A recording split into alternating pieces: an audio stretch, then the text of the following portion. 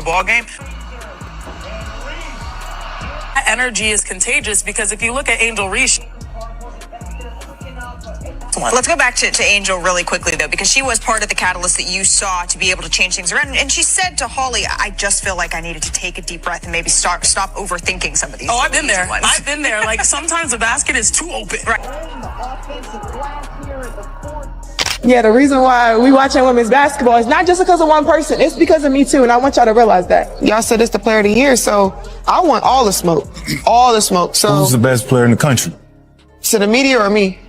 I feel like I'm the best player in the country. But this weekend has to be one of the worst weekends ever for Angel Reese, bruh. I mean, she became a meme last game. She became a super duper meme this game. And all I got to tell you is, Caitlin Clark truly gets the last laugh, man. Make sure you guys... She had it. The entire game was right there for her to steal, sitting on her fingertips for maybe half a second before everything fell apart.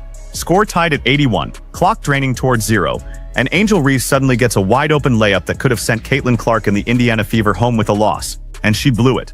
A clean miss. No defender challenging the shot, no weak side help racing over, no desperate hand altering the release at the last second. Nothing complicated happened. It was simply Angel Reese standing near the basket with the most important shot of the night, missing the one attempt she absolutely needed to finish.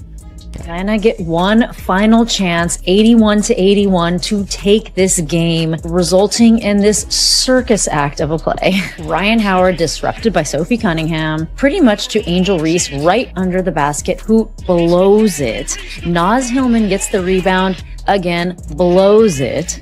So the game goes into overtime. And I gotta say, Angel Reese looked really upset blowing that layup, but I think what's going really viral right now and making the rounds on social media is Caitlin Clark's reaction. She walks right behind Angel with a cheeky smile.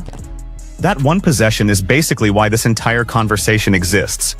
Because somehow what unfolded in the 10 seconds after the miss has become bigger than the miss itself, bigger than the final score, and almost bigger than the basketball game two professional teams had just spent more than 40 minutes fighting through. According to the rumor machine that has swallowed WNBA social media this week, Reese supposedly isn't only frustrated about failing to convert that shot. The story being pushed online claims she's angry enough to consider legal action. Not against the officials who worked the game and not simply against the league office, but potentially against Caitlin Clark herself, because Clark allegedly laughed at her after the miss. Angel Reese was terrible. Speaking of terrible, Angel Reese never beating the allegations. This was to open the game. With Reese leaking out, finds her. Lee Sheet, that was awful. Wow, that was awful. One more good time. It did yeah. Yikes. Holy moly. Holy moly. Caitlin Clark. Let's go down the court. Yeah, let me just pass this ball into AB. Oh, that was nice. That was nice from Caitlin Clark. How about Caitlin Clark cooking Angel Reese? Working behind ball.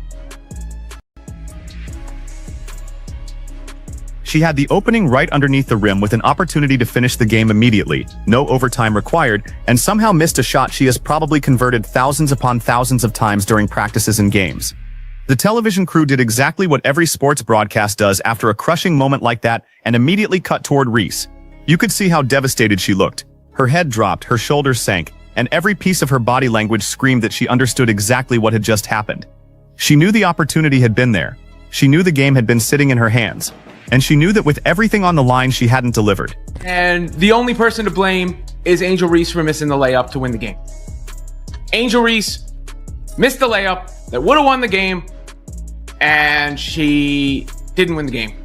As a result, cost her team the game because she can't make a layup.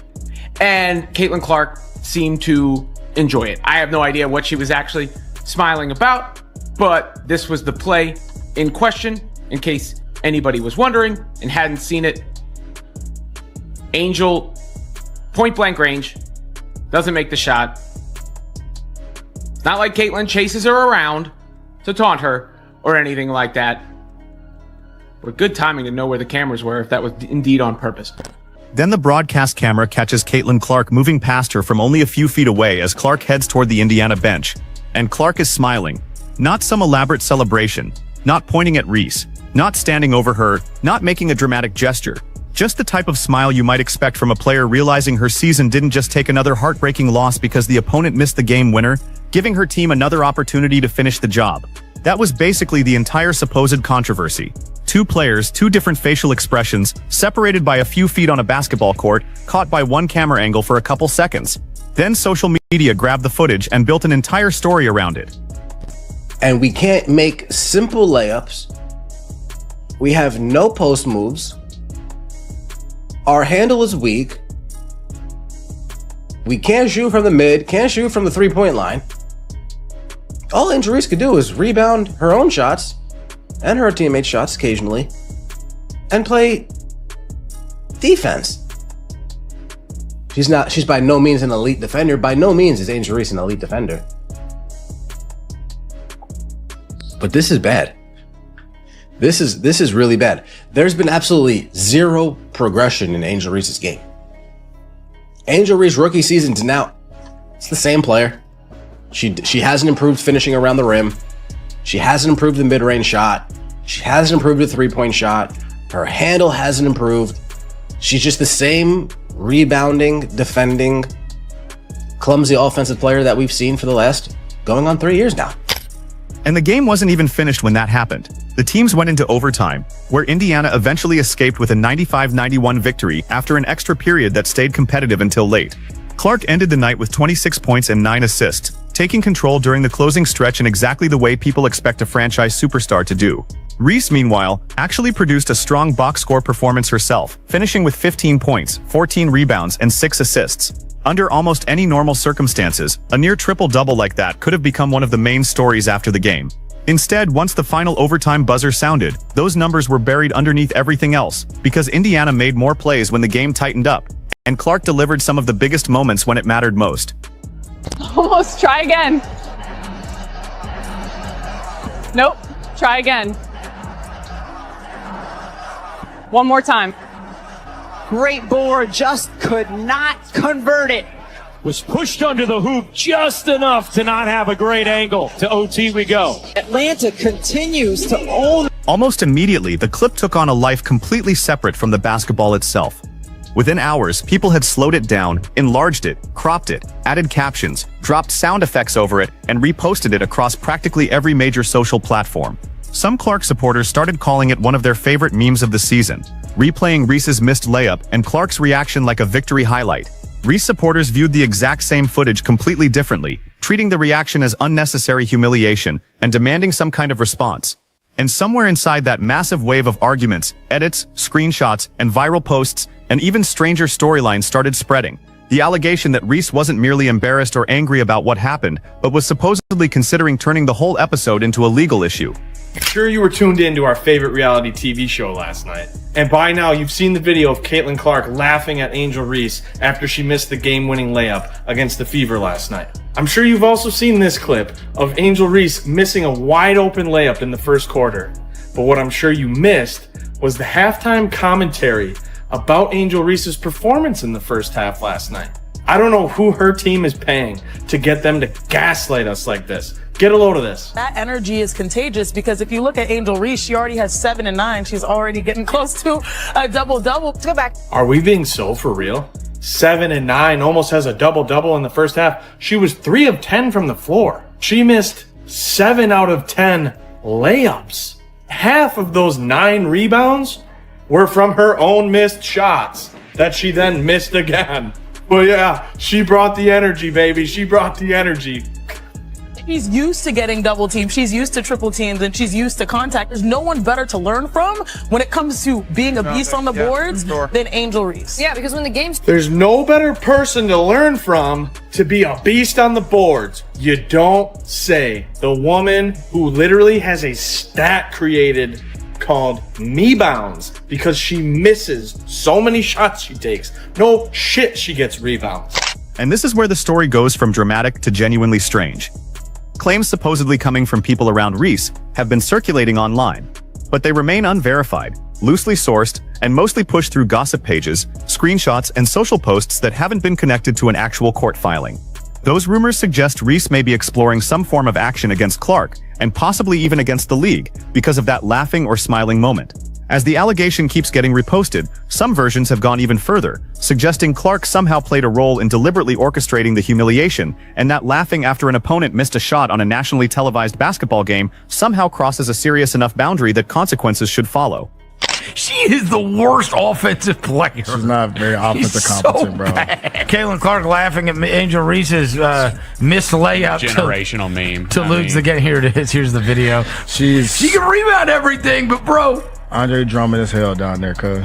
Now I heard you say, and I know you like her, Betty. You were like, she averages 15 and 12. I'm like, bro, you watch these games. You're like, how does she ever score? Come on, bro. She's an elite rebounder. So bad. Elite rebounder, bro. And you need those. You need those to win. You need those players on your team, bro. She's super famous rebounder, bro. Yeah. Oh, how bad did she want to hit the game winner against Caitlin Clark's team? You know what I mean? Yeah. That was devastating. I would say, my opinion is that Angel Reese averaging 15 and 12 is an indictment on the league. Think about what would actually have to be established for something like that to become a legitimate lawsuit.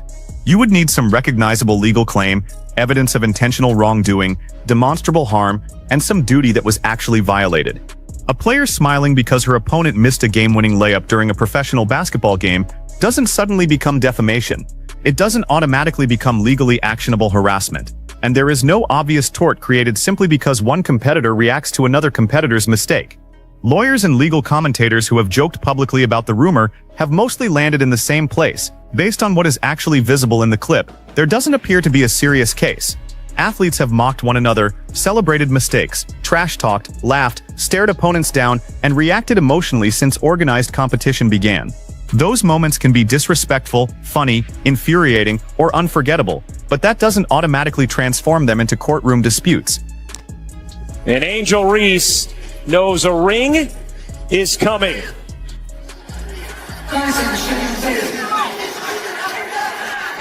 And that's why the rumor becomes even harder to treat seriously when you remember the history between these two players.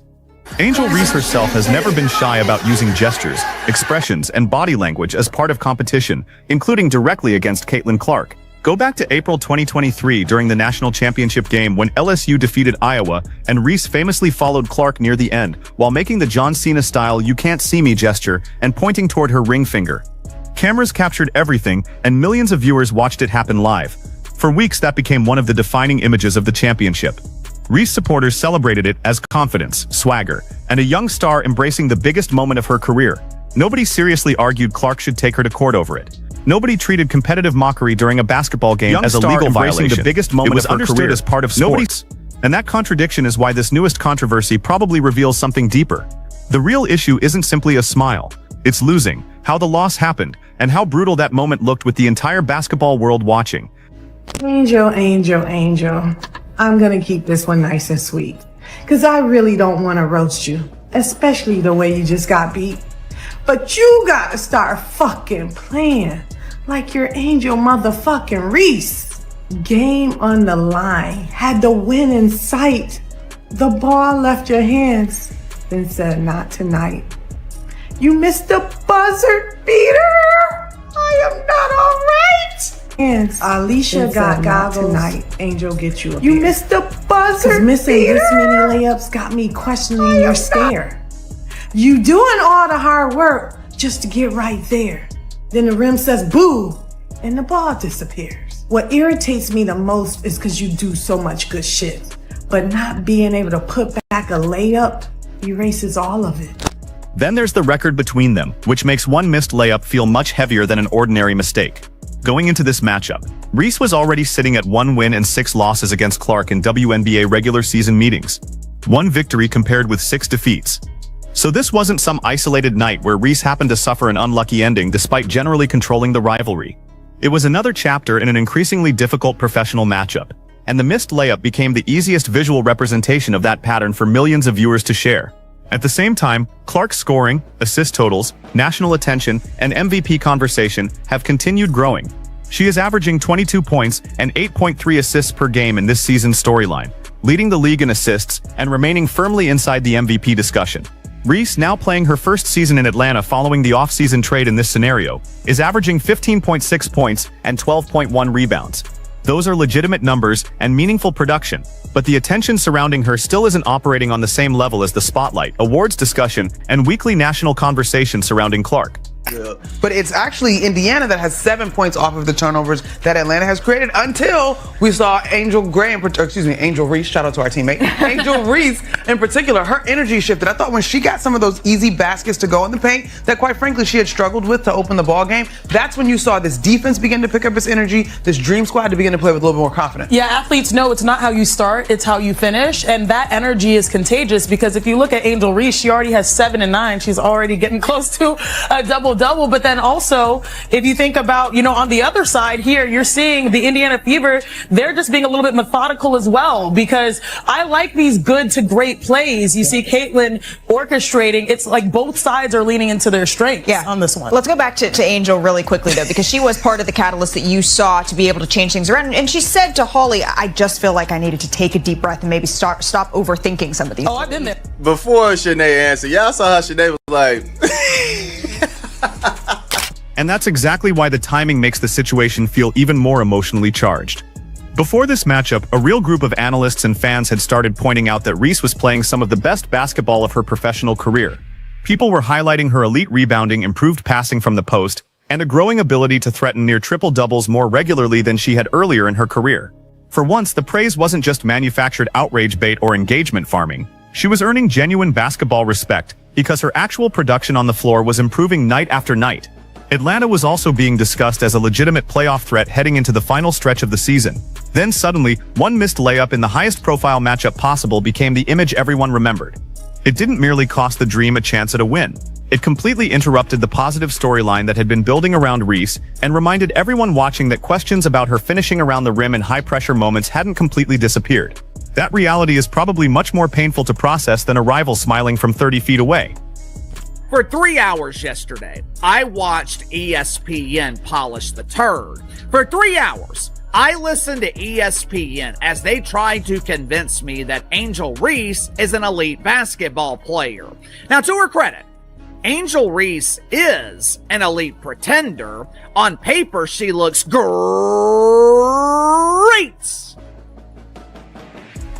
But when you actually watch, it is abundantly clear that Angel Reese has no idea what the hell she's doing. This is year 3, and Angel Reese has not developed. And ESPN isn't doing her any favors by casting Angel Reese as a star player. But remove every lawsuit rumor, forget the legal terminology, ignore the screenshots nobody has independently verified, and the story underneath becomes far simpler and far more human. Very few people seriously believe a professional athlete is going to build an entire legal case around a 2-second smile after a missed layup. What people can actually see is a player dealing publicly with the repeated experience of losing to the one rival whose success has become inseparable from the national discussion around her own career. Every time Clark and Reese meet, the game gets framed as another chapter in the same comparison. That's why the smile mattered symbolically even if it meant nothing legally. Clark got to feel relieved, smile, regroup with Indiana, and then receive another opportunity in overtime to finish the victory herself. Reese was left underneath the basket knowing she had possessed the shot that could have ended everything, and watched that opportunity slip away in front of the arena, the cameras, the national audience, and eventually millions of people online.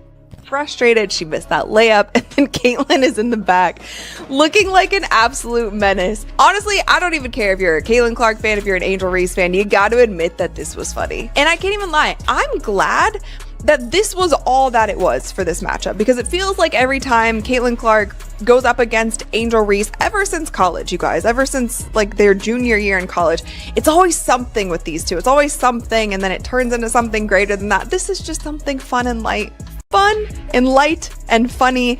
And the reaction to the supposed lawsuit has only made that deeper dynamic more visible.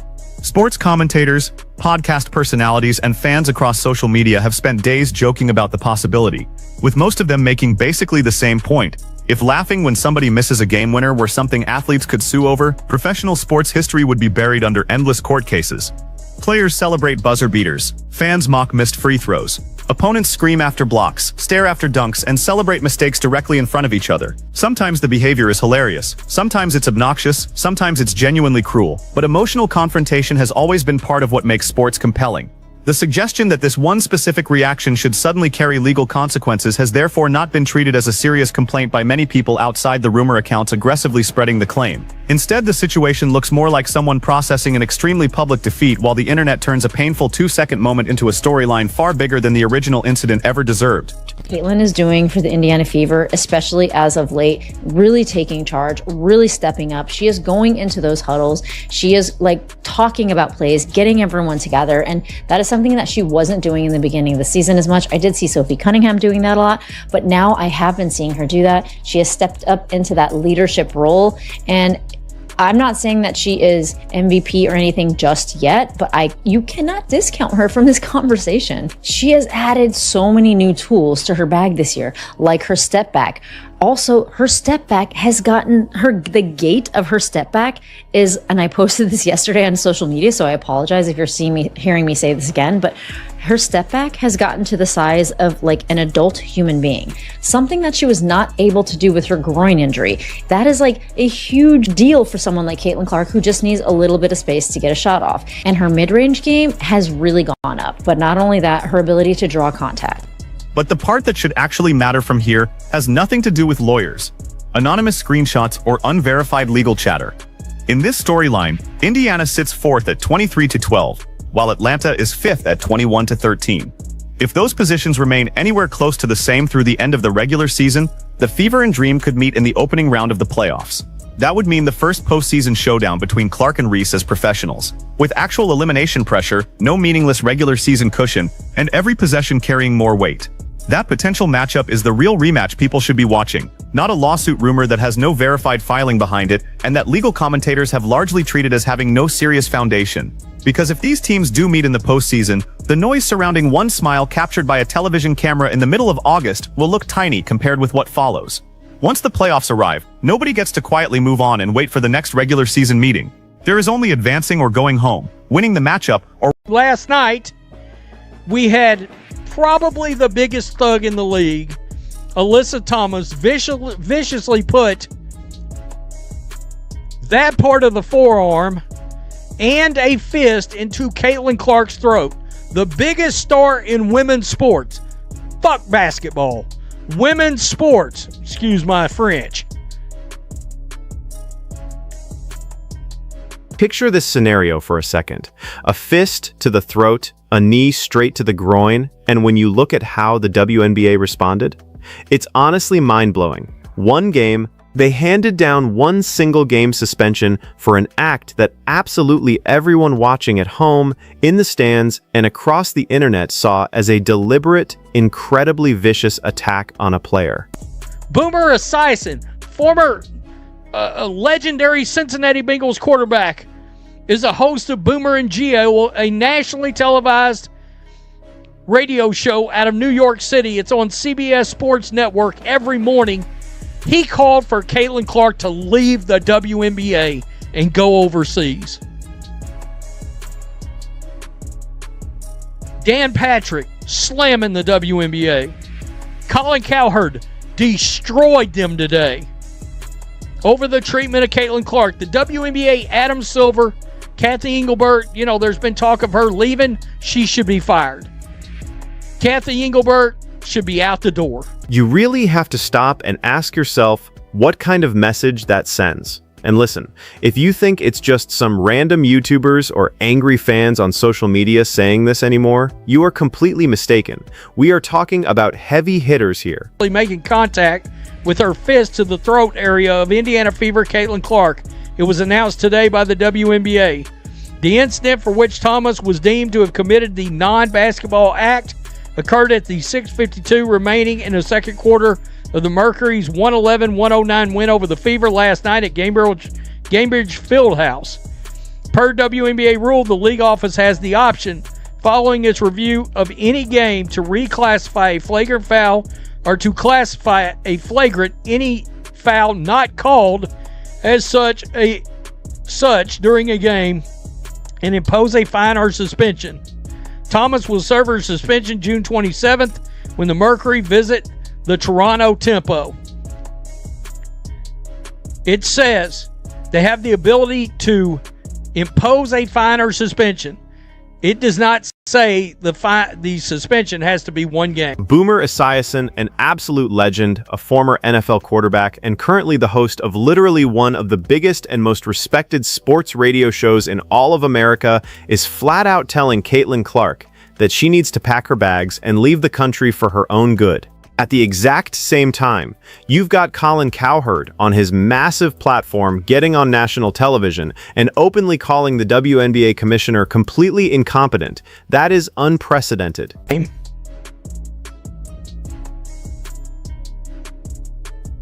I will say this about Roger Goodell, and he drives me crazy in the National Football League. He drives me nuts. But about 3 years ago, through an arbitrator, Deshaun Watson, with 30 civil lawsuits against him, a quarterback that's with the Cleveland Browns, got a 6-game suspension. Roger Goodell stepped in and suspended him for 17 games. Now, it ended up before an arbiter, but Deshaun Watson, instead of serving a 6-game suspension, he served an 11-game suspension. Adam Silver or Kathy Engelbert should step in here and say, no, we've got to send a clear message across the league. 10 games, 20 games, real, eye-opening, national news-making kind of suspension.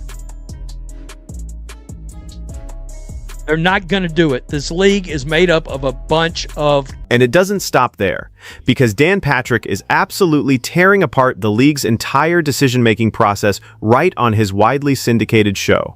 Think about what's really going on here. When you've completely lost the support of the mainstream sports media establishment, and when former NFL legends are actively on the airwaves encouraging your absolute biggest superstar to just pack up and go play overseas, you are staring down the barrel of a full-blown crisis that goes so far beyond just the game of basketball. They just keep driving into a wall at full speed with Caitlin Clark. They now have a commemorative poster of 30 years of the WNBA. Caitlin Clark's not on it. And it's not just like an ode to the veterans that started the league. Paige Beckers and Angel Reese are on it. And Caitlin Clark's not. You guys, when she broke into the league, you moved her road games to bigger arenas to accommodate the fans. You were flying the last 6 rows of Southwest Airlines until she made such an impact, you pivoted to private jets. And she's not on the 30-year poster. But Paige Beckers and Angel Reese are. What? I mean, recently there were TV games. Hers got double the rating of Asia Wilson, the best player in the league, the 3-time champ and the 4-time MVP. Double the rating. This is a paranoid, weird, insular league. And everybody, older golfers were a little annoyed and irritated when young Tiger Woods got all the love and all the coverage. But about, a couple of months later, they went like, hey, wait, the purses have gone up. We're all getting richer, and they got over it. For context, this entire explosive incident happened during a massively hyped, nationally televised primetime game between the Phoenix Mercury and the Indiana Fever, meaning millions of eyes were locked right on it. They got over the Tiger thing pretty quickly. WNBA can't get over this. And people are very critical of commissioners. I'm not. I think Goodell's A++. I think Rob Manfred's been on a 3-4 year heater, and Adam Silver got $77 billion in the TV deal. Guy's brilliant. But Kathy Engelbert, what are you doing? You're not heavily promoting her to the Olympics. You should have been totally outraged for the game. You can't put her on the 30-year poster. The officiating's awful and way too physical. Way too physical. The NBA allows physicality in the finals when the season's at the very end. But they want to keep their players healthy for the regular season and early rounds of the playoffs. Why hurt your content? Adam Silver in the league now. You get to the finals, that's a man's game. Wemby, Good luck. WNBA regular season is officiated like UFC. There's no eye gouging, but almost everything else. So, and she didn't have great communications with players, according to players. So last night, Caitlin Clark, there's a hand to her throat. Nothing's called. So here's the breakdown of what went down. Alyssa Thomas, in a play that the league office would only much later officially classify as a flagrant foul 2, made contact with her fist to Caitlin Clark's throat area. But honestly, let's be real here, that is the highly sanitized, PR-friendly version of the story. If I were Caitlin Clark, I would seriously consider going to play overseas somewhere and get the royal treatment and get real money. From the Saudis? From somewhere. I mean, there's She can't go to the Saudis. Well, she can't go to the Russians either, as we saw that, Brittany Griner got stuck there. She did. Well, yeah, in jail. Right. So can't take that money from PIF. But a lot of the women actually do play, in European leagues because they. Let's be real. If Caitlin Clark played in Russia and Alyssa Thomas was over there playing like that and she put a fist in her throat, Putin would have her thrown in the gulag. Do you get me? And I'm not kidding you. They wouldn't put up with that shit.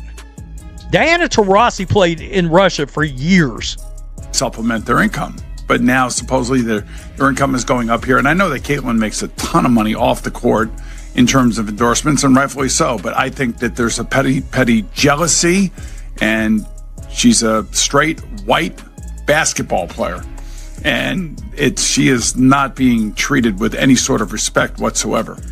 What actually happened, when you watch the raw footage, was a brutal forearm and a closed fist violently driven right into the throat of the very player who had almost single-handedly revolutionized women's basketball viewership across the globe, and that strike was immediately followed by a knee that appeared to be deliberately placed right between her legs.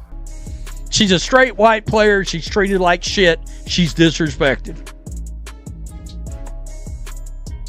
And now, not only do they have the treatment for the last 3 years, and now they got last night, but even worse, the pathetic suspension makes this look even worse.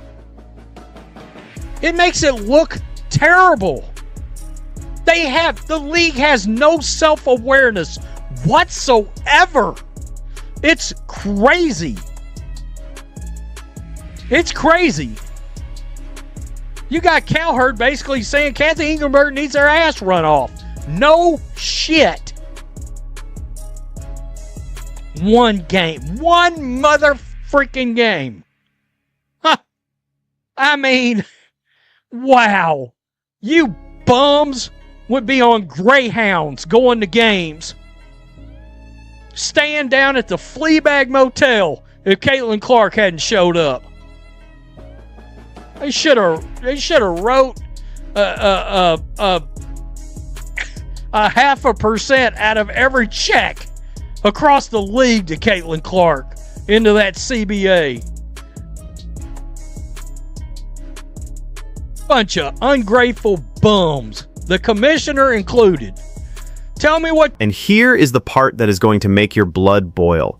In that exact moment, with professional referees standing right there on the court, looking directly at the play unfolding right in front of their faces, absolutely nothing was called. No whistle, no stoppage, zero immediate consequences for a blatant act of aggression. So let's take a step back and really break down what the WNBA actually did in the aftermath of this, because I cannot stress enough how much the specific language they used matters. They took their time and reviewed the footage after the game had ended, which means they had plenty of time to sit in a room, consider the awful optics, weigh the context, and think about the league's massive, broader image problem that's been brewing. After all that careful deliberation, they reclassified the play as a flagrant foul 2, openly acknowledging to the public that this wasn't just some accidental or incidental contact during a tough basketball play. But then you read their official statement, and it incredibly claimed that Thomas recklessly made contact with her fist to the throat area.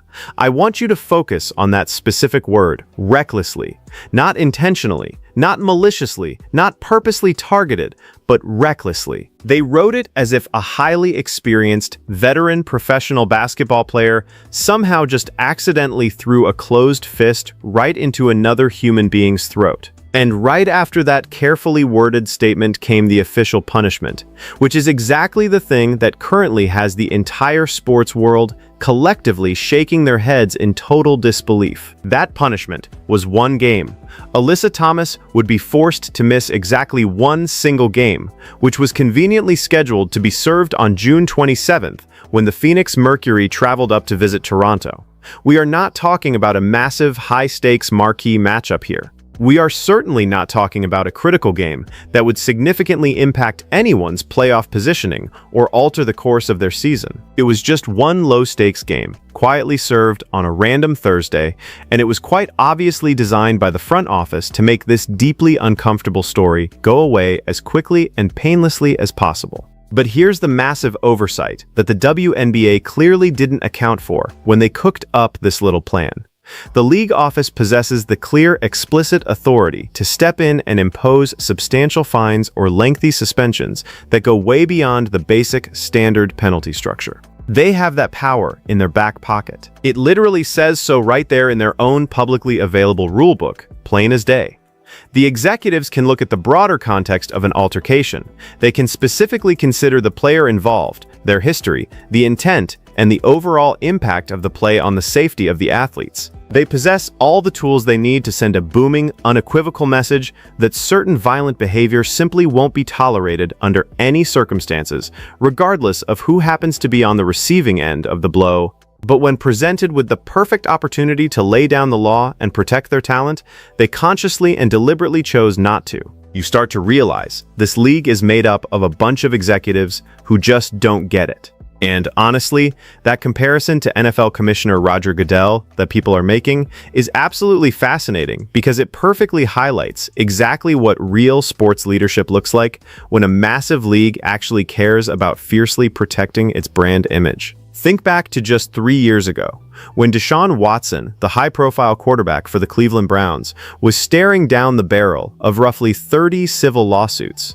They brought in an independent arbitrator who looked at the facts and formally recommended a pretty light 6-game suspension. Now Roger Goodell, a commissioner who gets criticized constantly by the public for his handling of player discipline, looked at that incredibly light recommendation and flat out said, "No, that is simply not enough." He actively stepped in personally, pushed aggressively for a much longer suspension, and Watson ended up serving a day that completely changed how the public viewed the league's disciplinary authority. And you know what the crazy part is? The players, the union, and the fans, they all got over it and moved on. Because that's what happens when a league shows strength. Which brings me to Colin Cowherd, a guy who absolutely doesn't pull his punches when he sees administrative incompetence. And his recent rant on this exact topic perfectly and hilariously captures the sheer, unadulterated absurdity of the situation where the WNBA currently finds itself. Get a load of this. The league office just proudly released a massive commemorative poster aimed at celebrating 30 years of the WNBA, highlighting 30 long years of history and honoring 30 years of the pioneering players who literally built women's professional basketball from absolutely nothing. And yet, somehow, in the year 2024, with all the data right in front of them, they miraculously managed to leave Caitlin Clark completely off that poster. I really want you to just pause and let that completely absurd reality sink in for a second. We are talking about Caitlin Clark here, the absolute phenom who single-handedly forced the entire league to move their scheduled games to significantly bigger arenas simply because her road games were completely selling out massive venues that had been sitting half empty for years on end. This is Caitlin Clark, the same generational talent who practically pushed the league office into finally upgrading the teams from flying commercial to using private charter jets because her chaotic travel schedule and security concerns were literally becoming a massive national news story. We're talking about Caitlin Clark, whose regular season games are routinely drawing more than double the massive television ratings of A'ja Wilson, an incredible, dominant, 3-time champion and 4-time MVP in her own right. Yes, somehow, that exact Caitlin Clark miraculously didn't make the cut for the WNBA's grand 30th anniversary promotional poster. But guess who did make the cut? Paige Buchers did. She's an undeniably amazing college player, sure, but she literally hasn't played a single solitary minute in a WNBA game yet. And Angel Reese did too. A rookie who is genuinely having a very solid, respectable season, but who absolutely isn't moving the needle on national television ratings or merchandise sales anywhere remotely close to Caitlin Clark's stratospheric level. Yet, somehow, both of them easily made the commemorative poster. Caitlin Clark didn't. And that glaring omission speaks absolute volumes about what is going on behind the scenes. And this is exactly why Colin Cowherd's brilliant comparison to Tiger Woods is absolutely perfect, because it flawlessly illustrates exactly how every other serious professional sports league in the world has successfully handled this exact type of transformational situation. Think about it. When Tiger Woods first showed up on the scene and almost immediately became the undisputed, singular biggest draw in the entire sport of golf, you better believe that some of the older, established players were incredibly annoyed by the circus surrounding him. Those veteran golfers had spent literal decades of their lives grinding away, quietly building the foundation of the PGA Tour through sheer sweat and tears, and suddenly this flashy young kid was stepping in, dominating the headlines, and scooping up all the media attention and all the massive, multi-million-dollar endorsement money. But you know what actually happened once the dust settled? The overall prize purses for absolutely every tournament started going up exponentially. Small-time golf tournaments that historically used to pay out just a few $100,000 to the winner were suddenly, seemingly overnight, paying out massive, life-changing millions. And when those grumpy veteran players finally sat down and looked at their suddenly ballooning bank accounts, they collectively said, okay, maybe having this Tiger Woods kid around isn't so bad after all. It was a rising tide that lifted every single boat, but for some completely baffling reason, the WNBA and its veteran players just can't seem to make that exact same incredibly obvious financial calculation. It genuinely feels like they simply can't get past their own deep-seated resentment and professional jealousy long enough to stop and recognize the indisputable fact that Caitlin Clark is literally making everyone in that ecosystem significantly richer. The golfers, the media, the sponsors, they all got over the Tiger thing pretty quickly once the massive checks started clearing. And if you can believe it, here is exactly where the whole situation gets even more completely damning for the league's reputation. The incredibly poor officiating in WNBA games has rapidly become a massive, legitimate problem, and I am not just talking about the obvious missed calls for Caitlin Clark, but for the overall quality and safety of the actual basketball product being put out on the floor every night. Colin Cowherd is absolutely right on the money when he points out that the standard regular season is currently being officiated as if it's a brutal, no-holds-barred UFC fight rather than a professional basketball game. This isn't exactly a new problem in sports, because the NBA literally learned this exact same incredibly painful lesson many decades ago. The fundamental rule of sports entertainment is that you must absolutely protect your biggest, most marketable stars during the grueling regular season. You blow the whistle, you call the obvious fouls, and you establish a firm standard of player safety. As a league, you intentionally keep the game from getting dangerously physical on a random Tuesday night in July. You actively make sure that your absolute most marketable, highly viewed players actually manage to stay healthy enough to compete in the playoffs when everyone is watching. Then, naturally, when you finally get to the high-stakes environment of the finals, you can loosen the reins and let them play a little more physical, simply because the long season is almost entirely over, and that elevated level of physical intensity actually matches the massive, do-or-die stakes of a championship run. But the WNBA is currently doing the exact opposite of that proven, highly successful formula. They are actively letting standard regular season basketball games devolve and turn into absolute bare-knuckle street fights, blatantly allowing defensive players to get away with aggressive, non-basketball contact that would undoubtedly draw immediate, no-questions-asked ejections in the modern NBA, and then the league front office sits around acting completely surprised and bewildered when their single biggest, most important star is getting relentlessly targeted with total impunity. When Caitlin Clark literally gets hit right in the throat during a highly anticipated broadcast on national television and absolutely nothing gets called by the referees in the actual moment, you have to realize that's not just a simple case of bad officiating or a missed call. No, what we are watching play out is a massive, deeply concerning systemic failure of basic player protection at the highest levels. And let me tell you, Commissioner Kathy Engelbert's well-documented communication issues with the athletes, which multiple high-profile WNBA players have openly and voluntarily mentioned in public forums, only serve to make this catastrophic situation so much worse. Because think about it, if the commissioner of the entire league fundamentally doesn't have strong, trusting relationships with the players on the ground, and if she's not regularly sitting down and talking to them directly about the brutal reality of what they're actually experiencing out there on the court, then she's completely walled off and she's not getting the critical, honest feedback she desperately needs to truly understand just how terrifyingly bad this officiating problem has actually become. Essentially, she's currently operating in this completely detached executive bubble, making incredibly important disciplinary decisions based entirely on what she merely thinks is happening from her luxury suite, rather than understanding what's actually happening down on the hardwood. That terrifying hand-to-the-throat incident we all witnessed was absolutely not some weird, random, isolated moment of unusually poor officiating. Instead, it was the completely predictable and inevitable result of a sports league that has consistently and repeatedly failed at every turn.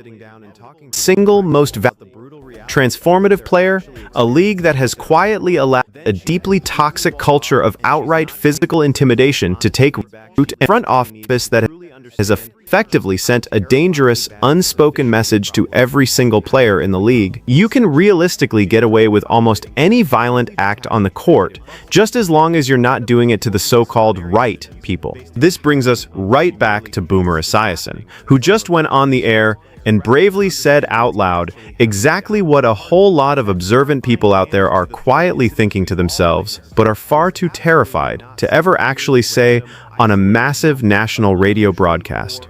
He boldly pointed out that Caitlin Clark is a straight white basketball player in a league with very different demographics, and regardless of how you slice it, she is definitively not being treated with the basic professional respect she has earned. And look, before anyone out there on the internet immediately jumps to wild conclusions or tries to spin about what that specific statement means, let's take a deep breath and be very perfectly clear about the core of what he's actually trying to communicate here. He's certainly not sitting there wearing a tinfoil hat, claiming that there's some massive, shadowy, organized conspiracy taking place in the dark back rooms of the league office. What he is doing is simply pointing out a highly obvious, entirely observable, undeniable pattern of behavior that absolutely anyone with a working set of eyes who is watching these games can easily see for themselves. The reality is that the WNBA has spent many years, understandably and rightfully, promoting itself to the public and to sponsors as a progressive league that passionately champions diversity, deep inclusion, and broad social justice causes. And let me be perfectly clear, those are inherently good things, and those are absolutely noble, important values that are genuinely worth celebrating and upholding in modern sports. But the problem is that somewhere along the bumpy way over the last year, the league's deeply entrenched leadership seems to have quietly but firmly decided in their own minds that Caitlin Clark simply doesn't perfectly fit into the prepackaged, highly specific narrative that they desperately want to tell the world about the modern state of women's professional basketball. For whatever reason, she's simply not the exact face or the specific prototype that they originally envisioned in their boardroom meetings when planning for the WNBA's next massive phase of mainstream growth. And so, rather than making the incredibly obvious, smart business move and seamlessly adapting their marketing narrative to perfectly match the incredibly lucrative reality of what the fans actually want to see, they're stubbornly trying to force the actual, messy reality of the sport to somehow magically match their outdated internal narrative. That bizarre, backward strategy is exactly why a generational talent like her is somehow purposefully left completely off the league's major 30th anniversary promotional poster. That exact same stubborn executive mindset is precisely why the league front office didn't make a much bigger, more aggressive public push to ensure she got a highly coveted, hugely marketable spot on the U.S. Olympic team this summer. That's exactly why the official institutional response to her being repeatedly, aggressively, physically targeted on the court week after week has been so incredibly muted and passive when compared directly to the massive outrage and immediate suspensions you just know they'd hand out if this exact same level of sustained violence were happening to any of their other established stars. The hard truth is that the league has built this very specific, inflexible image of itself that simply doesn't include Caitlin Clark sitting alone at the top as the undisputed central figure, and amazingly, they seem entirely willing to actively undermine and sabotage their own unprecedented financial growth just to maintain that comfortable, preferred image. And let's circle back to Boomer Esiason's controversial suggestion that she should literally just pack her bags and go play her professional basketball overseas. That isn't just a moment of hot-headed frustration talking on a sports radio show.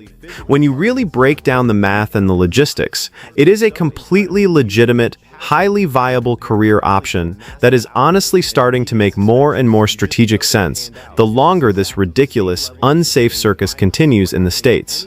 After all, it's a well-documented fact that many of the most prominent WNBA players have already been heavily supplementing their modest domestic income by taking lucrative contracts and playing in various highly competitive international leagues for many years now.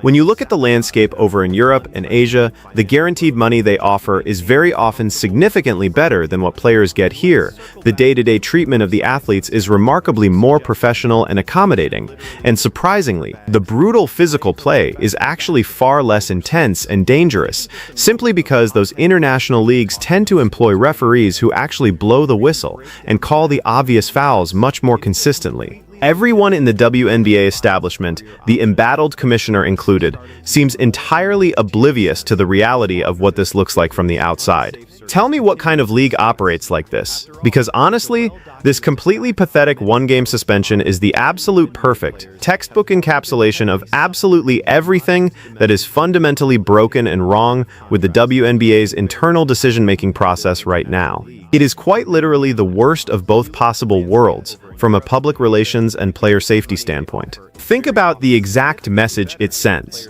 It's technically just harsh enough for the league to legally acknowledge on paper that something completely unacceptable and outside the bounds of basketball actually happened. But at the exact same time, it's so incredibly, laughably light that it strongly suggests to the rest of the league that physically attacking Caitlin Clark isn't really that big of a deal in the grand scheme of things. It's a cowardly half measure that completely satisfies absolutely no one on either side of the debate. It sends incredibly dangerous mixed messages to the entire locker room, and it ultimately leaves absolutely everyone involved significantly more frustrated and angry than they were before the ruling. If the league genuinely wanted to stand up and send a powerful, unmistakable message that long-term player safety actually matters, that maliciously targeting your most valuable stars simply won't be tolerated under any circumstances, and that the rising tide of physical intimidation absolutely needs to stop right now, they desperately needed to step up and go incredibly big with this punishment. I'm talking about a 10-game suspension at the absolute minimum to show they mean business. Honestly, 20 games would have been vastly better and far more appropriate for a deliberate strike to the throat of an unsuspecting player. They needed to drop a suspension that was so undeniably severe, so shocking to the system, that it instantly makes front-page national news across every single sports network in the country. They needed a ruling that fundamentally forces every single aggressive player in the entire league to really sit down and reconsider whether taking a dirty, malicious cheap shot at Caitlin Clark is actually worth the very real risk of potentially missing a massive quarter of their entire season and losing all those game checks. But instead of showing real backbone, they cowardly went with one measly game.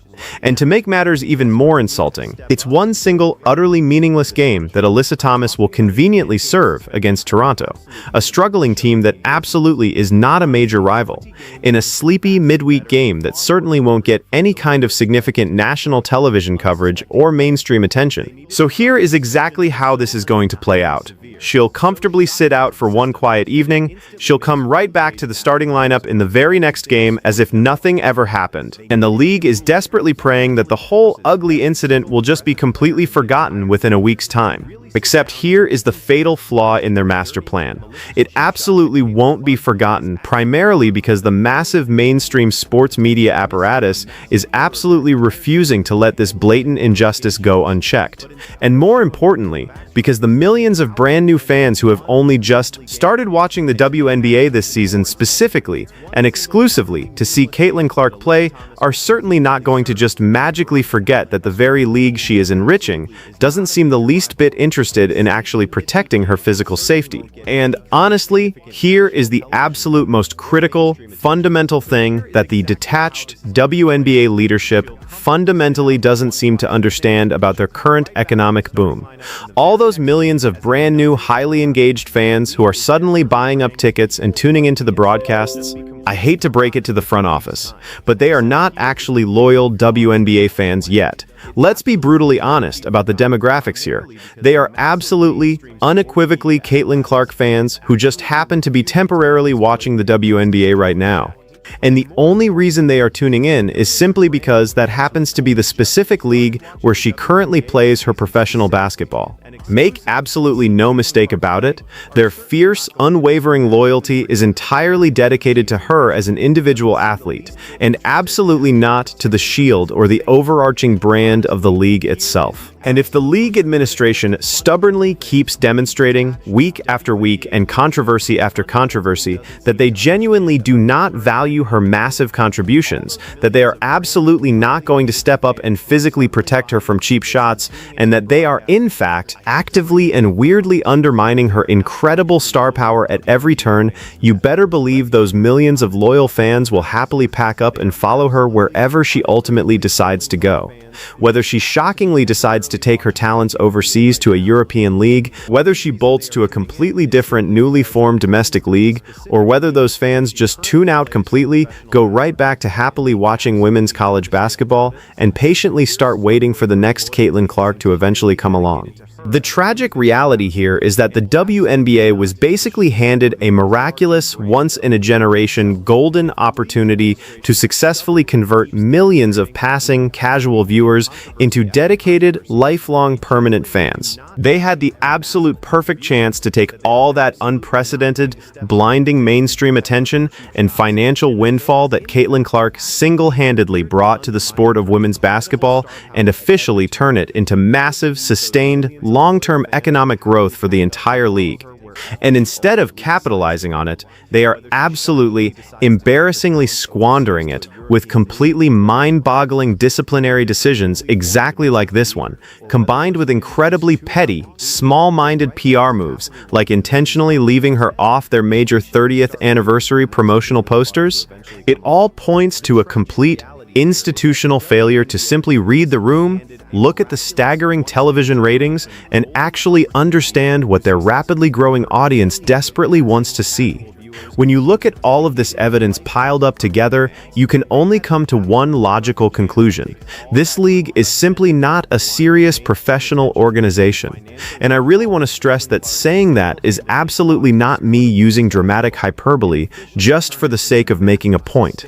That is a completely fair, objective, and painfully accurate assessment of their competence based entirely on their own repeated, highly public actions and ongoing administrative failures over the last few months. Think about how the rest of the sports world operates. A genuinely serious, top-tier professional sports league fiercely and unapologetically protects its biggest, most lucrative stars.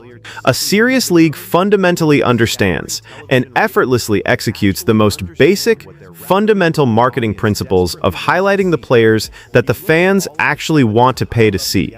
And above all else, A serious league absolutely does not actively alienate and aggressively push away the massive mainstream sports media apparatus that is desperately actively trying to hand them hours and hours of incredibly valuable, positive national television coverage. Furthermore, a serious league absolutely does not look at the tape and hand down a totally laughable, insulting one-game suspension for a violent incident that is so obviously egregious that it literally has highly respected former NFL quarterbacks going on the radio and unironically calling for your absolute biggest global star to pack her bags and leave the country for her own physical safety.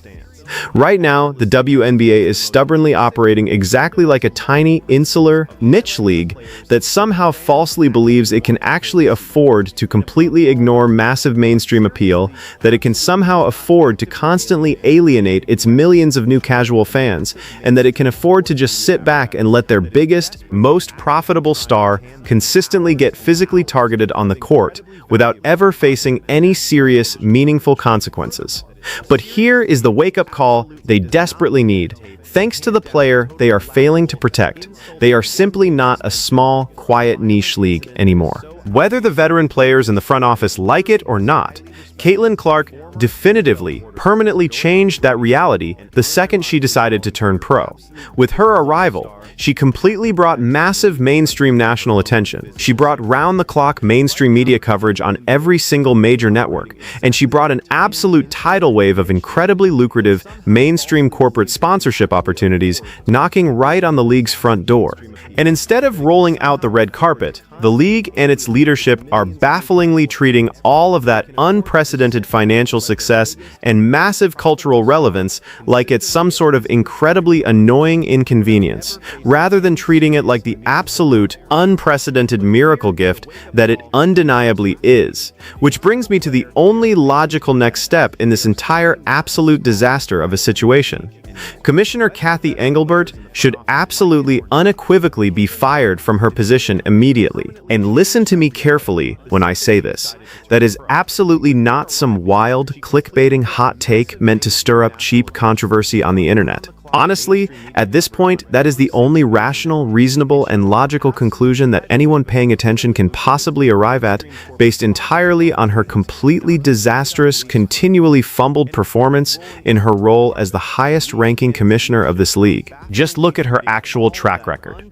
Entirely under her direct, day-to-day leadership, the league office has seemingly managed to completely fumble and aggressively mishandle virtually every single major, highly public decision involving Caitlin Clark since the day she was drafted. The highly anticipated, incredibly controversial Olympic team selection process was an absolute, unmitigated public relations disaster that dominated the negative news cycle for weeks on end. And on top of all that drama, the incredibly dangerous, completely unchecked physical play out there on the court has somehow progressively gotten remarkably worse, not better, as the highly scrutinized season has dragged on. Meanwhile, the nightly on-court officiating is completely and utterly inconsistent on its absolute best days, and frankly, it borders on being deliberately, dangerously negligent on its worst days when these major injuries threaten to occur. The completely baffling marketing decisions, specifically things exactly like that infamous 30th anniversary promotional poster, brilliantly showcase a front office that is suffering from a complete, almost clinical disconnect from the actual reality of what the sports market dictates.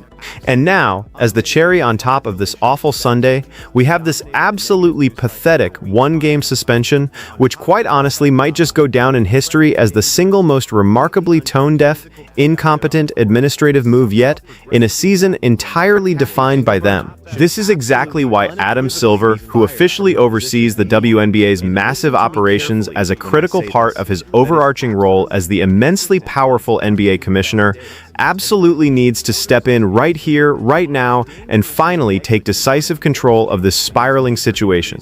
He urgently needs to take a long, hard, incredibly critical look at what is actually happening on the ground, clearly recognize the undeniable fact that Cathy Engelbert is actively severely damaging the league's unprecedented, multi-million-dollar growth potential, and use his executive authority to immediately make a massive leadership change at the very top. Because mark my words, If this chaotic, deeply unprofessional environment continues unabated, and if the WNBA stubbornly keeps making these incredibly foolish, short-sighted decisions that actively push and drive away the massive, lucrative mainstream audience that Caitlin Clark single-handedly brought to women's basketball, the executives are going to sit around in an empty boardroom in 5 years and genuinely wonder why this golden, transformational moment completely and utterly passed them by. They are going to sit there scratching their heads, completely baffled, wondering exactly why that massive, historic television ratings spike ended up being just a brief, temporary blip on the radar.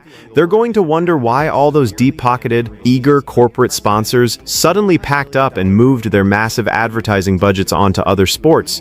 And they'll wonder why those millions of incredibly enthusiastic new fans simply didn't stick around for the long haul. And when they finally ask themselves those tough questions, the painful answer is going to be incredibly, brutally simple to understand. They literally had absolutely everything they ever could have possibly needed, handed to them on a silver platter to wildly, historically succeed beyond their wildest dreams. Think of what they were given.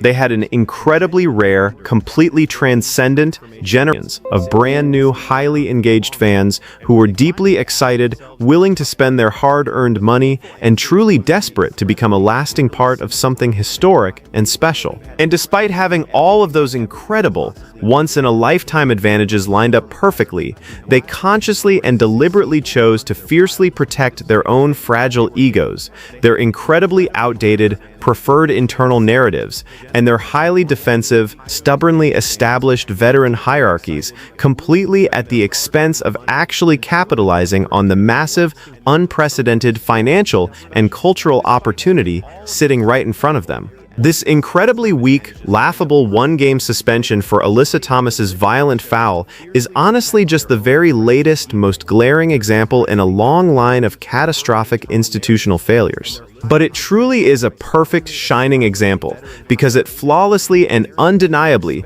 shows exactly how the modern WNBA office operates in real time whenever they are finally faced with a critical, high-stakes decision that desperately requires some actual, genuine, strong executive leadership. Instead of stepping up to the plate, they consistently and cowardly take the absolute path of least possible resistance every single time. They constantly try to thread the needle to somehow make absolutely everyone involved happy with completely watered-down compromises. And as a direct result, they inevitably just end up making absolutely everyone on all sides of the issue incredibly angry and deeply frustrated instead. They completely and utterly refuse to step up and make the difficult, hard choice, the genuinely controversial choice, the tough executive choice that might momentarily upset some of the veteran players in the locker room, but that ultimately sends a very clear, undeniable, and powerful message to the entire world about exactly what the league actually values as an organization, what it stands for, and exactly who it is finally willing to fiercely protect on the basketball court. So, when you take a step back and look at the entire ugly picture, where does all of this completely avoidable drama actually leave us? It leaves us actively watching a professional sports league that is bizarrely, systematically, and relentlessly sabotaging its very own unprecedented, multi-million-dollar success story in front of a live national audience. It leaves us saddled with a deeply out-of-touch commissioner who honestly seems entirely, fundamentally incapable of simply reading the room, understanding the market, or making even the most basic, common-sense decisions that directly align with the league's obvious, desperate long-term financial and cultural interests. It leaves us witnessing an unbelievable scenario with a generational, paradigm-shifting star player who is literally being relentlessly physically targeted on the hardwood night after night, while the league front office essentially just shrugs its collective shoulders and continues to hand out these absolutely pathetic, insulting slap-on-the-wrist punishments. And perhaps most dangerously for the league's future, it leaves us dealing with a massive, incredibly influential mainstream sports media establishment that is very rapidly, completely running out of patience with the WNBA's ongoing, glaring administrative incompetence. The hard, undeniable truth that the front office refuses to accept is this: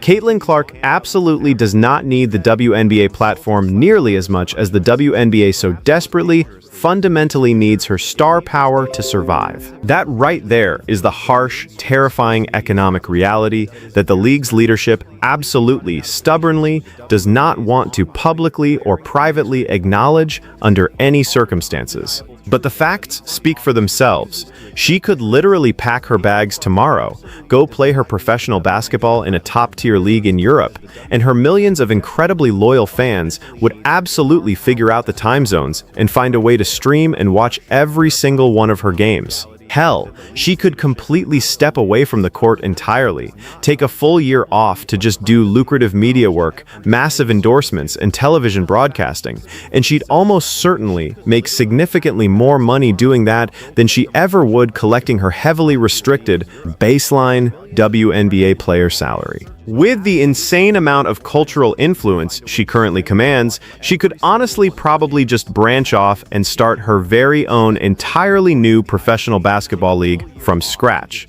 And you better believe she'd instantly have massive Fortune 500 corporate sponsors literally lining up around the block, begging to write blank checks just to be a part of it. The deeply entrenched WNBA establishment honestly seems to think they hold all the cards and have all the leverage in this relationship because of their history, but they are completely and utterly delusional. They have absolutely zero leverage here. And honestly, the longer they blindly keep making these incredibly foolish, dangerous, self-sabotaging decisions, exactly like this ridiculous one-game suspension, the more terrifyingly likely it becomes that this entire fumbled experiment of a league will eventually just completely collapse and shut down for good.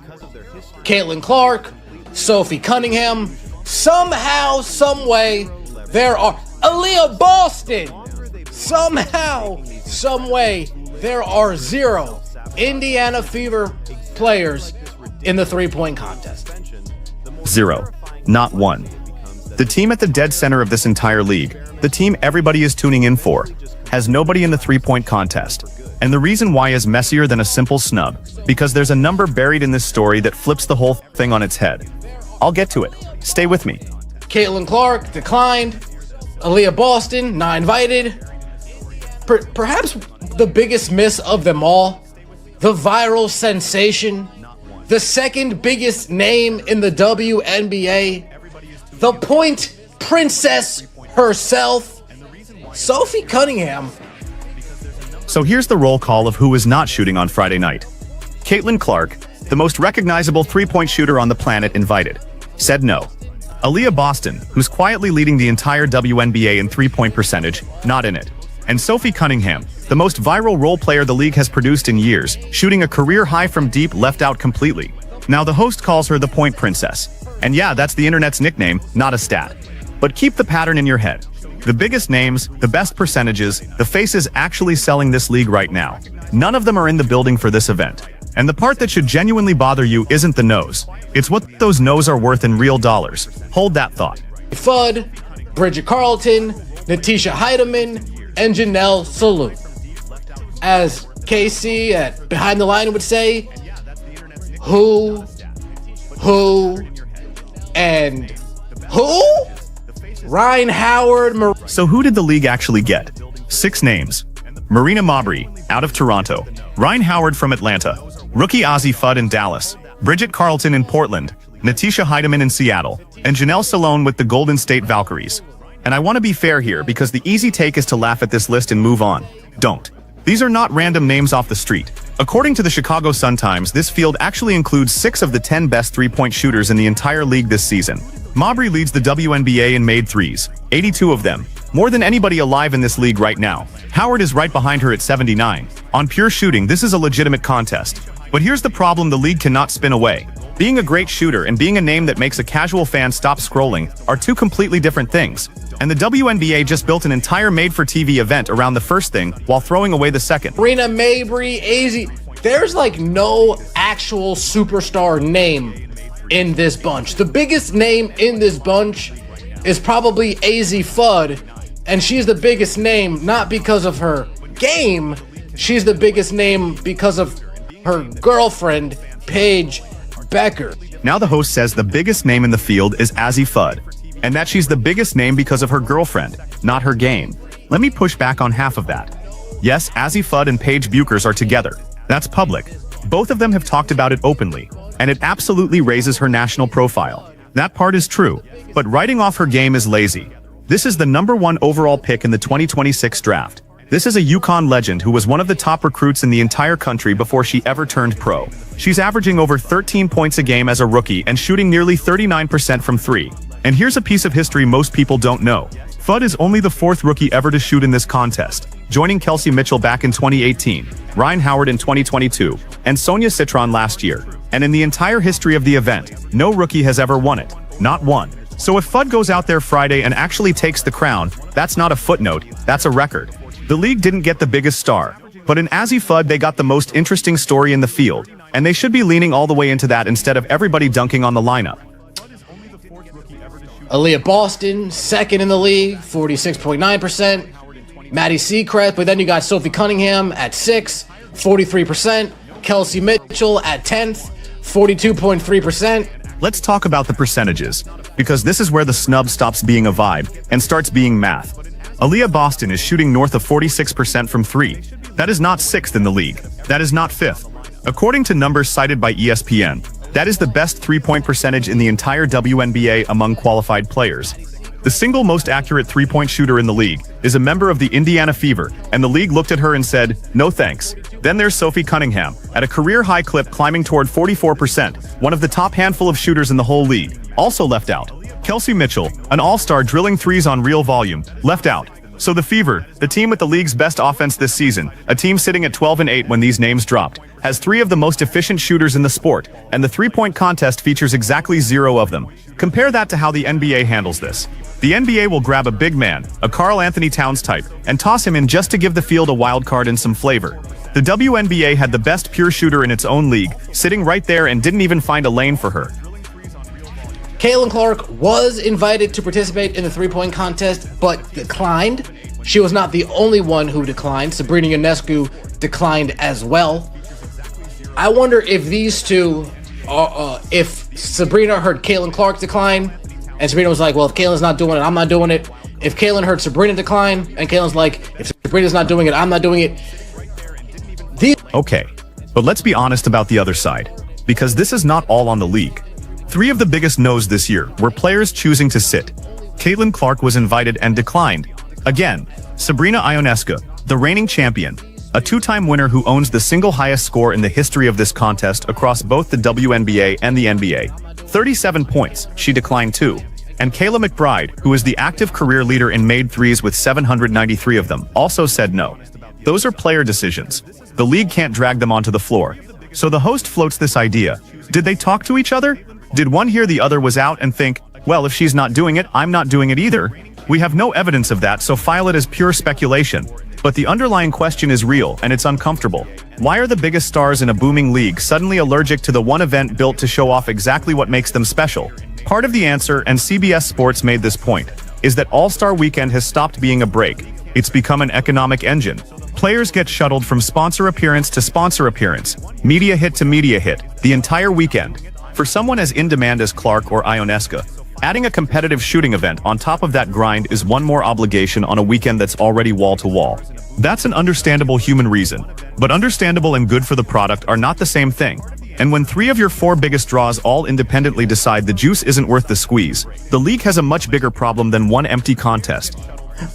Who do you think you are declining? Now, selfishly, my instant reaction was this. Go out like Larry Bird, CC. Go out like Larry Bird. Don't go out like LeBron. Wear that Indiana Fever warm-up and destroy the field. That Marina Mabry, Caitlin Clark final, that would have been nasty. Line is the dream, isn't it? Show up in the warm-up, don't even take the jacket off, and bury the entire field. Bird actually did that at the very first NBA three-point contest. Walked in and basically asked who was playing for second. That's the energy the host wants from Clark. And honestly, it's the energy the fans want too. But here's the reality that keeps getting lost. Caitlin Clark has never shot in a WNBA three-point contest. Not once in her career. And this isn't the first near miss. Last year, the 2025 contest, she was actually set to do it, on the Fever's home floor in Indianapolis, the perfect stage, and then she suffered an injury just days before All-Star Weekend, and had to pull out of both the contest and the game entirely. So there's a real history here of the stars aligning and then collapsing at the last second. Now this year, she's healthy enough that she's a named starter in the All-Star game itself. She's playing Saturday, she just won't shoot on Friday. And that combination is exactly what makes this so frustrating for people. It's not that she's hurt and sitting everything. She's suiting up for the main event and skipping the shooting contest specifically. For the greatest college shooter most of us have ever watched, a player whose entire brand is launching bombs from the logo. The fact that we have still never seen her in this setting on the biggest stage is genuinely strange. And every year it doesn't happen. That window feels a little smaller. The WNBA, they continue to diminish Caitlin Clark at every turn. They continue to disrespect Caitlin Clark at every turn. She doesn't owe the league jack squat. Which is fair, I guess. We're sticking it to the man. But at the same time, as fans, we would like to see her compete. So that was one good reason that I saw. Another good reason is that she's actually really hurt. Now there's a real argument on Clark's side, and the host lands on it. The league has, in a lot of fans' eyes, taken shot after shot at her all season, downplayed her, officiated her roughly, treated the single biggest gate attraction in the sport like an inconvenience. And if that's how you feel you've been treated, why would you go do the league a favor and headline their Friday night? She doesn't owe them anything. That's a legitimate position. Two things can be true at once. You can completely understand why she'd decline, and still be disappointed as a fan who just wants to watch her shoot. Then there's the injury theory. On the podcast, the guest floats the idea that Clark might actually be dealing with something lingering, and that's the real reason she's out, not principle, but her body. And look, if that's true, it changes the conversation entirely. But here's where I'd push back on running too far with it. She is listed as a starter in the All-Star game. If there were a serious injury keeping her out of a low-contact shooting contest, you'd expect real caution about the actual game too. So the honest read is, we don't know. Maybe it's load management. Maybe it's exhaustion from that appearance grind. Maybe it's a principled stand. Maybe it's a nagging tweak she's protecting. Treat the injury angle as unconfirmed speculation, because that's exactly what it is right now. What we know for sure is the outcome. The one player who could have single-handedly made this the highest-rated three-point contest in league history, for whatever combination of reasons, will be watching it like the rest of us. Now, Sophie Cunningham, Fever guard Sophie Cunningham, was not selected to participate in Friday's three-point contest during WNBA All-Star Weekend. Cunningham is shooting a career-high 43.7% on threes this season, which ranks 6th in the league. This is a huge miss. The fact that you didn't even invite her. Okay, you invited CeCe, she said no. You invited Sabrina, she said no. You didn't even invite Sophie Cunningham? So now let's really sit in the Sophie Cunningham decision, because this is the one I think the league got most wrong. Start with the resume. She's shooting a career best from three, right around 44%. One of the very best marks in the entire WNBA this season, per ESPN's numbers. And she's doing it as a bench player, which is almost unheard of. She comes off the bench in nearly every game, and she's putting up numbers that have her squarely in the 6th Player of the Year conversation. She has finished in the top 10 in the league in three-point percentage in multiple seasons. This is not a gimmick pick. She can genuinely shoot. Now add the part the league claims to care about most: eyeballs. Cunningham is arguably the most viral non-superstar in the sport right now. The finger point thing defending her teammates became a full-blown meme. She's turning up at UFC events. She's got a podcast people actually listen to. She was nearly on stage doing shots with a country star before the schedule got in the way. She is, by any honest measure, a marketing department's dream, and they left her out. Now here's the number I told you to hold on to, and this is where it stings. Under the WNBA's new collective bargaining agreement, the players in this three-point contest earn $10,000 just for competing, and the winner takes home $20,000. That is a massive jump from last year, when participants got around $2,500. So this isn't just an honor anymore, it's real money on the table. Which means the league had a legitimate, marketable, career-year shooter sitting right there, who they could have handed a paid national spotlight to, and instead that spot went to a name most casual. Yet you manage. We invite Ryan Howard over her? Bridget Carlton over her? Natisha Heidemann? Oh, we just had to get a stud bud. Is that it? We had to fill our stud bud status quo? Big miss not having Sophie Cunningham do this event either. Big miss. I cannot be a fan of CeCe declining. We can all have our reasons, and I can agree with some of your reasons as well. Two things can be true. And this is the payoff to everything we've been building. So stay with me. The host says it bluntly. Unless you are already a hardcore WNBA fan, You turn on this contest Friday night, and you have no idea who any of these people are. And as harsh as that sounds, from a pure television standpoint, he's not wrong. That's the actual risk. The whole point of an all-star shooting contest is to be a doorway. A casual sports fan flips past it, sees a name they recognize, and stops. Clark stops them. Ionescu stops them. Cunningham stops them. Take all three out, and for the uninitiated, it's 6 talented strangers. And here's the history that makes this hurt even more. This event is in Chicago this year. The All-Star Game is back in Chicago for the first time in years. And the last time the three-point contest was in Chicago, back in 2022, Allie Quigley won it. Her 4th title, which is the most three-point contest wins by any player in the entire history of the WNBA or the NBA. Chicago has a real history with this event. This city knows what a great one looks like. And this is the field the league is bringing back into that same building. Now, will the contest itself probably still be good? Yeah, honestly, it might be. Mabry is a legit favorite. She's tied the single-game league records this season for both points. 53 and threes made 9 in a single night. Ryan Howard can catch fire in a heartbeat. The shooting will be real, but great shooting in front of an audience that doesn't know who's shooting is a tree falling in an empty forest. Unless you are a WNBA fan, you have no idea who any of these 3 people are. I wouldn't be surprised if people turn on the TV. Who's that? Who's that? Yeah, I'm changing the channel. No Sophie Cunningham, no Caitlin Clark, no Sabrina. Me personally, I have no reason to watch. So let's bring it home, because this whole saga tells you something bigger than one empty contest. The WNBA is having the biggest moment in its history. The audience is finally here, the money is finally here, and that $20,000 winner's check proves the stakes have never been higher. And at the exact moment the league should be doing everything possible to convert casual curiosity into permanent fans, it fumbled its most watchable Friday night showcase. Some of that is on the stars who declined, and they have their reasons. Some of it is on a league office that could not find a single spot for the best shooter in the sport, or its most viral personality. But the result is the same either way. A marquee event that the casual fan has no reason to click on. The contest will happen Friday in Chicago. Somebody, probably Marina Mabrey, will lift that trophy and pocket the 20 grand. And good for her, because she earned the season. But the bigger scoreboard, the one that measures whether this league is capitalizing on a once-in-a-generation window, took a loss this week that no shooting display on Friday night is going to erase. So I want to hear from you. Where does the blame actually fall? Is this on Caitlin Clark and Sabrina Ionescu and the rest for taking the night off? Or is it squarely on a league that couldn't even get its own best shooters and biggest personalities into the building? Pick a side and tell me exactly why down in the comments, because I read them, and I want to know where you land on this one. If this breakdown gave you a new way to see it, do me a favor and hit that like button. And if you're not subscribed yet, fix that right now. That shouldn't surprise any of us. But they went in there and absolutely obliterated the Connecticut Sun tonight. Caitlin Clark, big-time double-double. And before the game, Sophie Cunningham was asked about her comments that she made where she stood up for women's sports. There are unspoken commandments in the realm of professional athletics that you violate at your own peril. You never poke a dormant beast, you avoid giving a transcendent prodigy any extra fuel, and crucially, you never deliver a cheap shot to the most trusted ally of a franchise savior. Clearly, the Connecticut Sun skipped that briefing. What transpired on the floor between the Indiana Fever and their Eastern Conference rivals wasn't a standard basketball matchup, it was a methodical, ruthless dismantling. This utter demolition will serve as a cautionary tale in film sessions for generations. The evening kicked off with an earth-shattering media revelation that sent shockwaves through the industry, but concluded in a live broadcast catastrophe for the visiting squad. This contest hammered home one chilling truth to the entire WNBA. Lay a hand on Sophie Cunningham, and Caitlin Clark will orchestrate your complete and utter humiliation.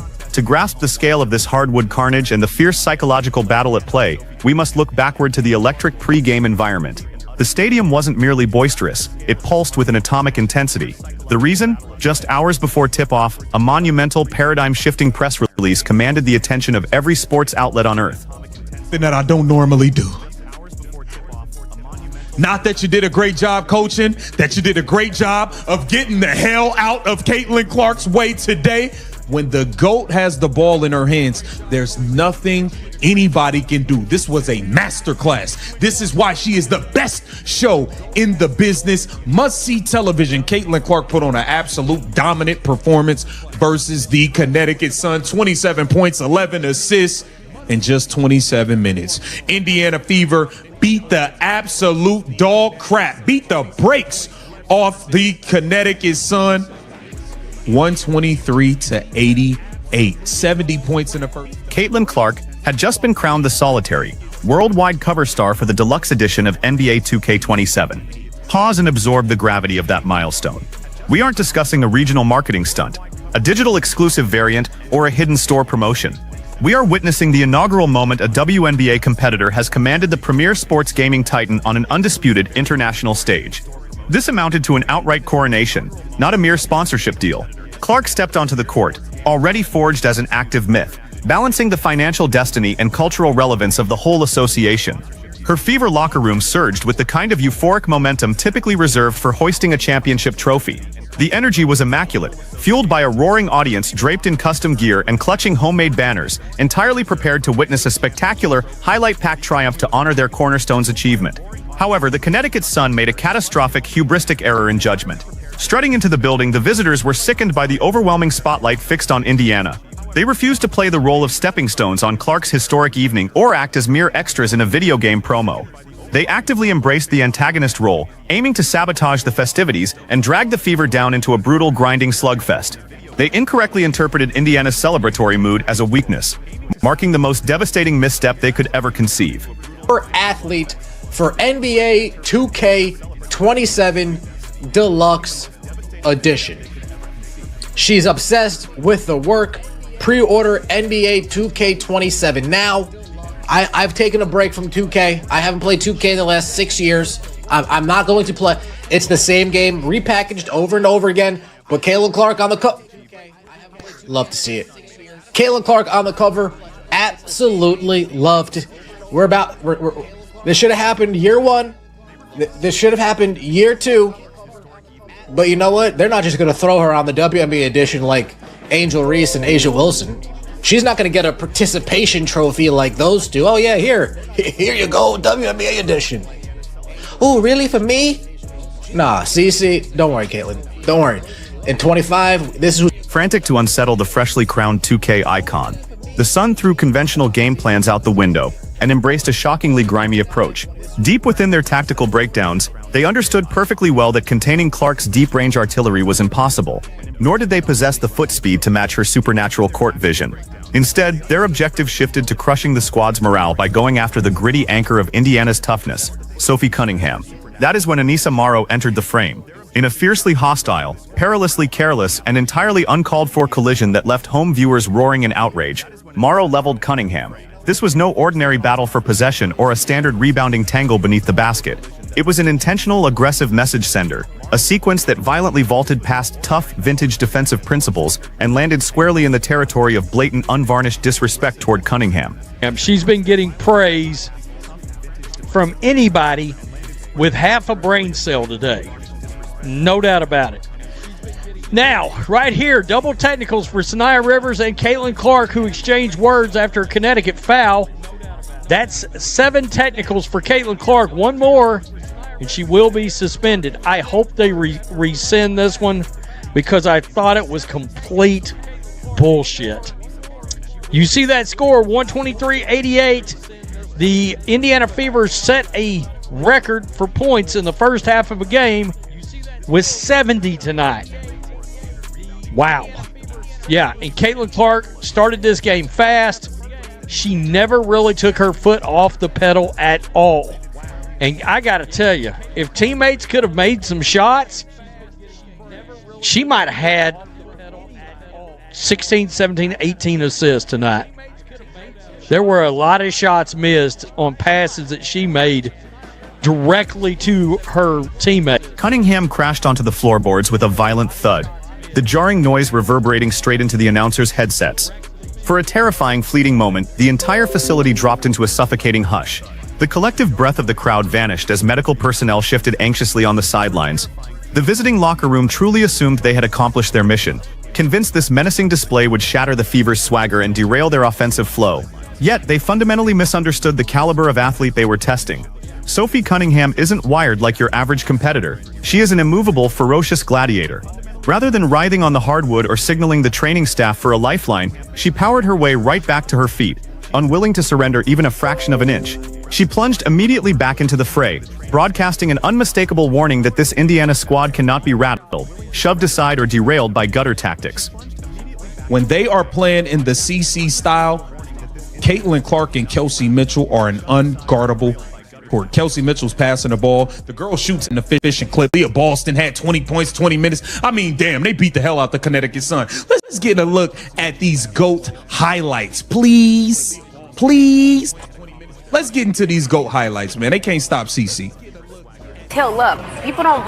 Let's take a look at these highlights, man. Caitlin Clark put on a show, loading up threes. First play of the game. Bang! Baghdad! First play of the game. Y'all can't stop her. Snatch back. Pull up from the parking lot. Pulled up from the parking lot. Where's $50 to park at? Getting into the lane. And one. You can't stop her. They ain't even call it. Reverse is too easy for Caitlin Clark. She's unguardable. Another three. Baghdad. They can't stop her. She's pulling up. She's pulling up from Carver Hawkeye Arena. What a pass. Featured prominently in one of the world's most popular sports video games, inspired icon. Activate your notifications so you never miss a split second of the drama, and stick around for our next thorough breakdown of the wildest sagas in the sports world.